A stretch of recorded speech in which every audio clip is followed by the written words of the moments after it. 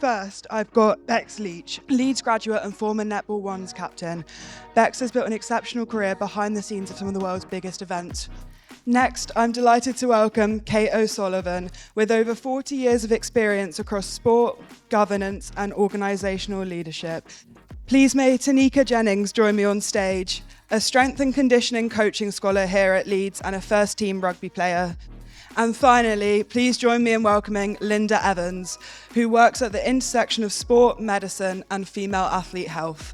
In the senior management team at the Olympics, for example, there were 36 venue managers. There were only 7 female venue managers, and I was the only one with a child. I am very, very proactive in trying to support my team, and someone that had worked in the NHS for 30 years and actually wanted to cycle across France. We managed to work it around so she could have a month off. It doesn't need to be about family. People could have a number of different reasons.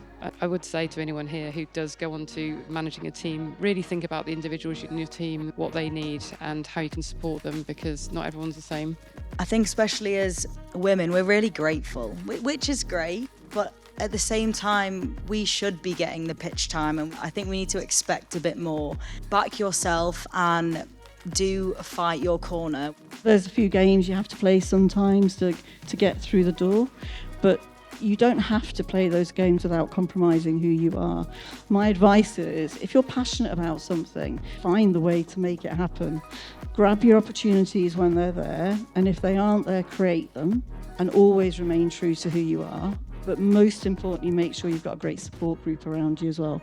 Throughout my sort of medical training, I could just see this huge imbalance. You can't just shrink it and pink it and turn it into this is an S&C programme that's suitable for a female just because the men have done it. That doesn't work. We need something that's targeted, that's focused, and that's going to improve our women's game and help elevate them and achieve that equity that women really deserve.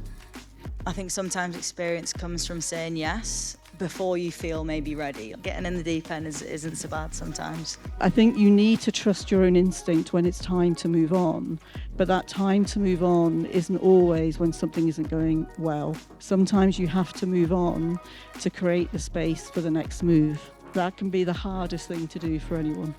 Thank you for that. That was really inspiring. You've definitely made an impact on everyone in the room today. So please can we give them a final round of applause as they leave.